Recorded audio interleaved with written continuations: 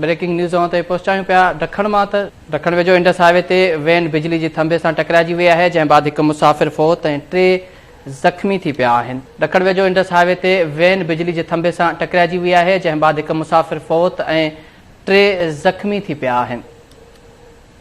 ॾखण मां breaking news ते पहुचायूं पिया इंडस हाईवे ते वैन बिजली जे थंभे सां टकराइजी वई आहे, जंहिं बाद हिकु मुसाफ़िर फ़ौत ऐं 3 ज़ख़्मी थी पिया आहिनि। हादसे सबबि लाल बख्श होताणी फ़ौत ऐं 3 ॼणा ज़ख़्मी थी पिया आहिनि, जिन खे अस्पताल मुंतक़िल कयो वियो आहे।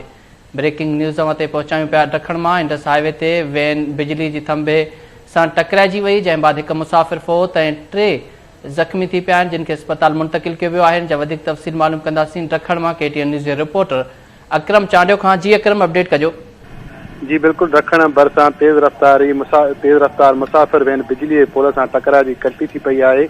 हिकु ॼणो फ़ौत ऐं 3 ॼणा ज़ख़्मी थी पिया आहिनि। माण्हुनि खे ॿुधाईंदो हलां त ॾखण भरिसां गड़ी साफ़ खान बस स्टॉप शिकारपुर रस्ते ज़रो इंडस हाईवे रोड ते तेज़ रफ़्तार वेगन बिजलीअ जे पोल सां टकराइजी कल्टी थी पई आहे, जंहिं जे नतीजे में ॻोठु होताणी वासी लाल बख्श होताणी थॾे ते फ़ौत थी वियो आहे, जॾहिं त 3 ॼणा ज़ख़्मी थी पिया आहिनि। ज़ख़्मियुनि में माजिद जियो, इमरान ऐं गुलाम हैदर शेख शामिल आहिनि। होॾां जेका फ़ौत थी वियल नौजवान जो लाश घर पहुचण ते संदे घर में कोरा मतल आहे। जी अकरम चांडियो, तफ़सील ॾियण लाइ अवां जी वॾी महिरबानी। ॾखण वेझो इंडस हाईवे ते वैन बिजली जे थंभे सां टकराइजी वई, जंहिं बाद हिकु मुसाफ़िर फ़ौत ऐं 3 ज़ख़्मी थी पिया आहिनि। फ़ौती मुसाफ़िर जो लाश ऐं ज़ख़्मियुनि खे अस्पताल मुंतक़िल कयो वियो आहे। हादसे सबबि लाल बख्श होताणी फ़ौत ऐं 3 ॼणा ज़ख़्मी थी पिया आहिनि, जिन खे अस्पताल मुंतक़िल कयो वियो आहे।